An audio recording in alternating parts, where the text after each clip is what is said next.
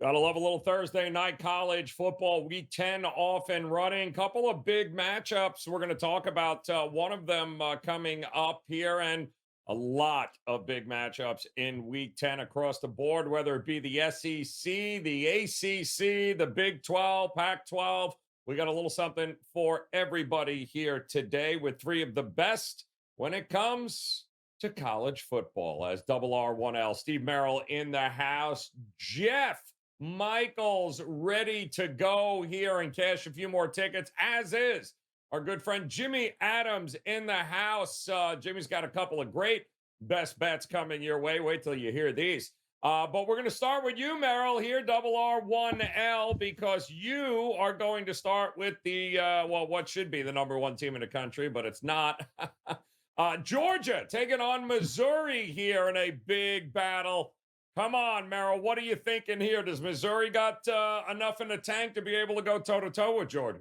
It's funny, Joe, that you mentioned they're not number one. I'm going to get to that in a moment. And that's actually part of the handicap because I do my college football top 25 video each and every Thursday here on the channel. Just finished this week's edition. It's loaded, ready to go. Check out Wager Talk TV. Hit subscribe, hit the bell so you know when it's going every week. We do have 5 head-to-head top 25 matchups this week. And it's the first time this season I'm using the playoff rankings, which came out this Tuesday instead of the AP top 25. And the reason I bring that up, as you brought up, is because Georgia ain't no longer number one. In fact, Ohio State leapfrogged them. And boy, was it a leapfrog because Ohio State is still number 3 in both the AP and the coaches polls. And to put in perspective how much of a difference there is, Georgia's getting 48 votes in the AP poll. Michigan 9, Ohio State 3, Florida State 3. Coaches poll, Georgia's getting 58 first place votes. Michigan 3, Ohio State only 3, Florida State none. Yet somehow Georgia's now fallen to number 2 despite being 8-0 straight up and the defending national champs. And I like that. That's even more of a reason to play Georgia this week. I know they've underperformed against the point spread, but as I've said a couple times this season in my top 25 video, the time to play Georgia is when they're focused, and those have been the 2 times they've covered. In fact, once all season did I dare use Georgia as a best bet, and that was the only time in the first 2 months they covered, and that was that blowout win against Kentucky. Gave it out for free in my video, my top 25 video as well. And then last week, I discussed the Florida-Georgia game because I believe Florida was coming in as the 26th ranked team. They were just a bit outside from the top 25. And I said that would be enough to have Georgia focused again. And it was. Georgia wins by 23 as a 2-touchdown favorite. And if you ever think there's a reason for a team to want to run up the score and lay it on somebody, not only are they playing number 12 Missouri, that should have them focused. But now that they've fallen number 2 in the official playoff rankings while being number 1 in the other 2 polls, you know they're looking to make a statement. And on top of that, we get some value. Currently, they're a 15.5-point favorite.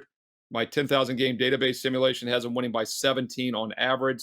So the line is still too cheap and the motivation is there. I like Georgia to roll by 3 touchdowns or more on Saturday afternoon.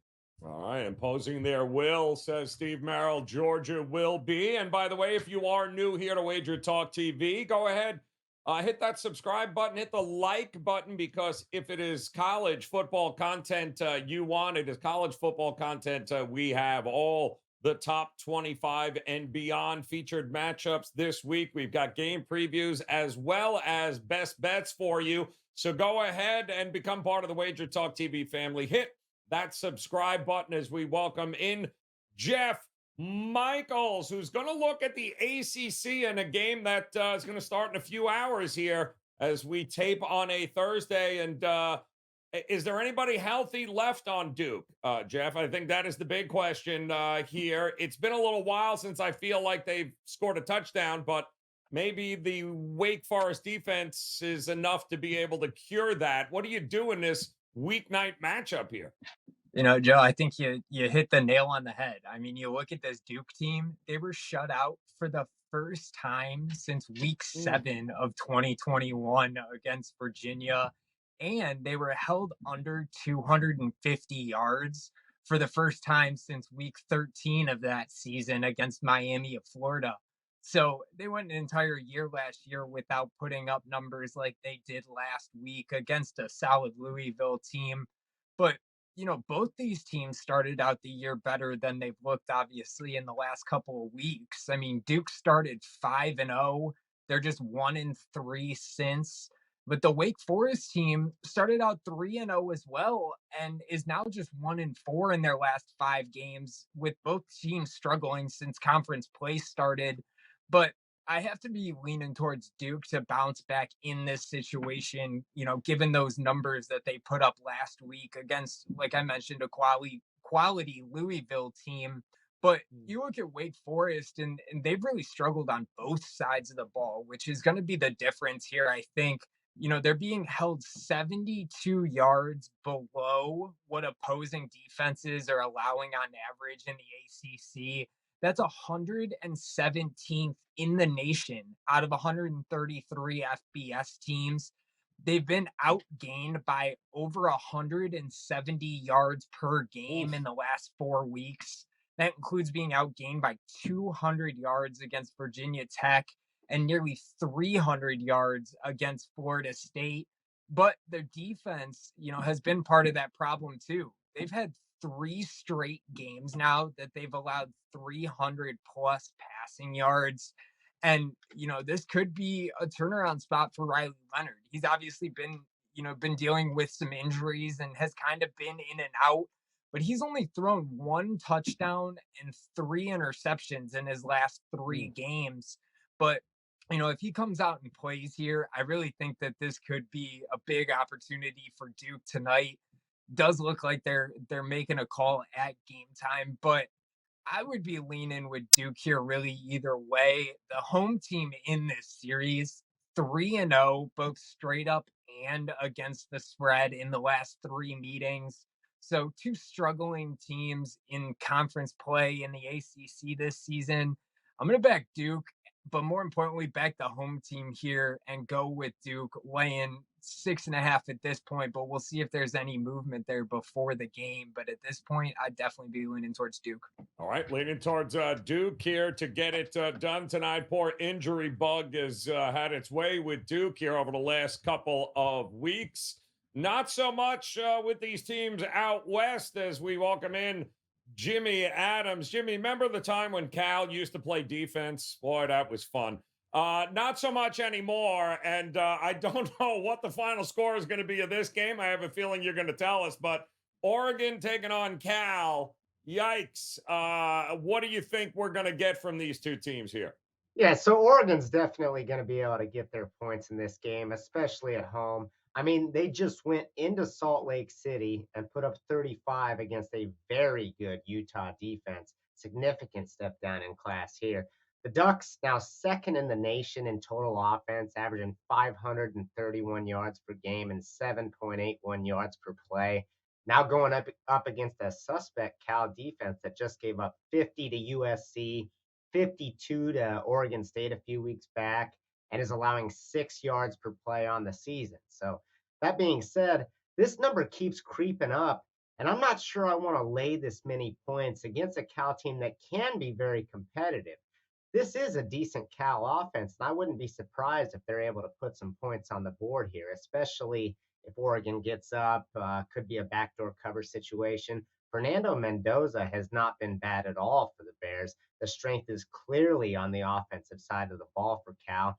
You could argue that it's kind of a tough spot for Oregon, off that win against Utah in Salt Lake, but the offense is so good that they're just not going to have trouble putting up in the high 30s, 40s range, at least like they've been doing in every single game recently, sometimes against better competition. And we can expect Cal to take care of the rest, kind of put some points on the board as well. This is still a very playable number. I'm going to go ahead and recommend this one up and over the total.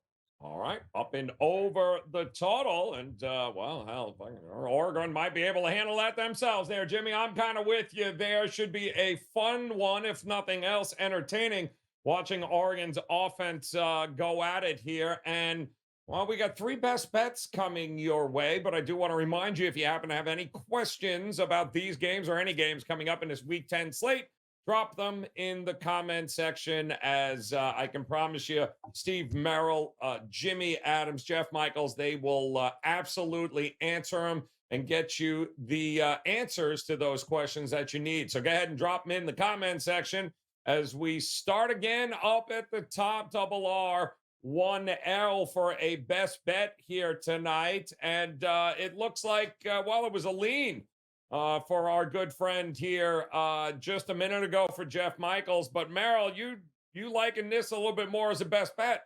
Yeah, there's 3 games on the board tonight on Thursday.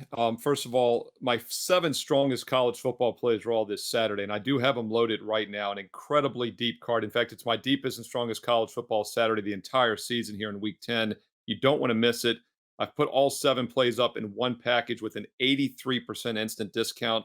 So check that out right now, stevemerrillwagertalk.com. Also, check out that college football top 25 video here on Wager Talk TV as well. But I wanted to give a free play here for Thursday night football on ESPN at 7:30 Eastern.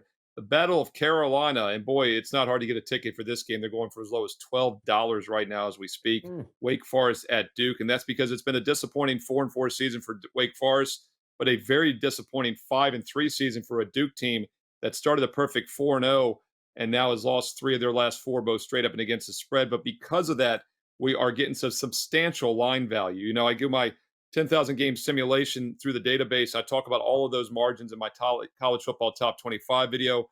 Wanted to give out the margin on this as well for Thursday night football. Duke by 17.5 points is what it came out to.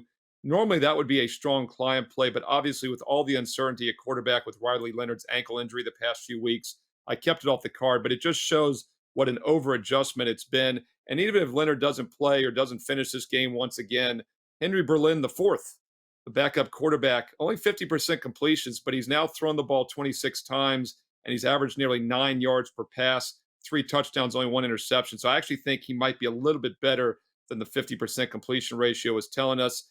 And this is a bad Wake Forest pass defense, giving up almost 8 yards per pass. They don't throw the ball well either. Duke has a very strong pass defense, one of the most underrated secondaries in the country, giving up just 5.5 yards per pass. So I don't think Wake Forest has any success throwing the ball this game or scoring in this game. So it's not going to take Duke much for Duke to win by 7 or more. Once again, we're getting almost 10 points in line value with all that uncertainty. I think the Duke Blue Devils at minus 6.5 or less is worth a look tonight on Thursday on ESPN 7:30 Eastern. All right, Duke Blue Devils to get it done here tonight and hold serve at home. That's one best bet. We'll move on. Well, a little further south from that game. Not much, though, as Jeff Michael's going to take a look at Death Valley here. We got Clemson, who, boy, they're coming apart at the seams here. Poor Dabo, maybe he should not go on Sports Talk Radio anymore. But they are taking on Notre Dame, who could care less about his issues. So what do you think here? It's only a field goal. Who you leaning with in this matchup? You know, Joe, you said it about Cal. Remember when they used to play defense? Well, remember when Clemson used to be an explosive offense? And I think that that's the biggest story here in the last couple of weeks. We've seen Clemson's offense really struggle. I mean, they've only put up 18 points per game in the last 3 games. And despite their defense actually playing pretty well, holding 3 straight opponents to the second fewest yards they've allowed this season, I think this still comes out to a disappointing season at this point for Clemson. You look at a Notre Dame team, you know, we kind of assume sometimes that we call the ACC their conference with, you know, how frequently they play the teams in here. Well, I don't think that they're complaining about continuing to play these ACC teams because 11-2 against the spread versus the ACC in the last 3 years and winning by nearly 20 points per game. And, you know, I like looking at the direct comparisons here. You know, we can talk about what one team has done against, you know, a random opponent or vice versa. And you take strength of schedule into account. But we really get 2 direct comparisons here with Notre Dame and Clemson, both playing on the road against Duke and NC State already this season. And we've seen polar opposites. I mean, Notre Dame is 2-0 straight up and against the spread in those games, putting up 33 points a game and holding opponents under 20. Whereas Clemson against those 2 opponents managed to put up just 12 points per game and allowed 26. You know, Notre Dame has really gotten it done recently on both sides of the ball. Their offense in the last 2 weeks has put up 106 points and not against, you know, pushover opponents there. They played USC, held USC to just 302 yards, which is a season low for them. and they allowed just 27 points in those two games to USC and Pitt. But, the biggest thing that stands out to me is Clemson 1-3 against the spread at Death Valley this year, playing at home. They've only covered one out of their four games. And this is just the second time that Clemson's taken on a top 25 opponent. They're 0-1. They played Florida State early in the season. I know Notre Dame's not taking on a top 25 opponent this week, but Notre Dame has played three top 25 teams already this season, and they have experience playing against these top caliber teams. I don't think Notre Dame is going to take this one lightly, especially at the start of these college football playoff rankings. And what their offense has been able to do with Sam Hartman in the last 2 weeks against USC and Pitt, I really think that momentum carries over here. I think we're going to see some big scoring from Clemson, or excuse me, from Notre Dame, despite what Clemson's defense has done. And I'm more than happy to lay a field goal here with Notre Dame this weekend, even going into Death Valley. So I'm going with the Fighting Irish this weekend for my best bet. All right, landed with Notre Dame. I know Sonny Dykes wishes Garrett Riley never left to go to Clemson and score 12 points a game. But hey, that's water under the bridge. It is what it is. Jimmy Adams, we land with you for the absolute best bet of the week. And I have no doubt, whatever this game is, you are absolutely going to nail it on the right side. So for a best bet here, my man, where are you looking of all these games that you can choose from? We're looking to Stillwater, Joe. I mean, Oh, look, what a turnaround it's been, right? For Mike Gundy and this Okie State squad. Now winners of 4 straight, both straight up and against the spread. One of the most important reasons behind the turnaround is they found their quarterback in Alan Bowman. This offense playing with a lot of confidence right now. 39, 48, and 45 points in their last 3 games. And then we have an Oklahoma team that's trending in the completely wrong direction. 0-2 ATS out of the bye. Nearly lost to UCF at home in that first game back. And if there was going to be a bounce back spot, like it should have been the next week against Kansas, you would think. Even though they won that game, it should have been a wake up call. The UFC one. They had a clear path to the playoffs, but instead they lose in straight up fashion as 7.5-point favorites. What we've seen from Oklahoma is their defense looked really good against bad competition earlier in the year. And now we're seeing that they might not be as strong a unit as we may have thought. Okie State also brings with them a very strong rushing attack led by Ollie Gordon, who's rushed for over 550 yards in his past 2 games alone. So we have a balanced attack that can really put up points. There are a few holes on the defensive side for the Cowboys, so this could end up being a shootout. And I wouldn't disagree with you if you decided to play the over in this one. But the home team's won 5 of the past 7 meetings. Okie State getting 6 points. I want the points in my pocket. Give me Oklahoma State for this week's. Yeah, big injury concerns there for OU defensively with Stutzman there, quarterback for the defense, the linebacker. Doesn't sound good, which good luck trying to tackle Ollie Gordon there if your best player on the defensive side ain't on the field. Shocked you went with that game, quite honestly. I did not see that coming, Jimmy. Great job. So there you got it. You've got 3 best bets, 3 big game breakdowns coming up on this week 10. And there are much, much more. In fact, best bets across the board for Steve Merrill, as well as Jeff Michaels and Jimmy Adams. All you got to do is visit them at wagertalk.com. And if you want to hear more game previews and game breakdowns along with some best bets, just go ahead and click on that video on your screen right now. You'll have access to all the college football week 10 videos that we've got for you here. Become part of the Wager Talk TV family. Best of luck with your plays all week long. We'll talk to you again soon. Good luck.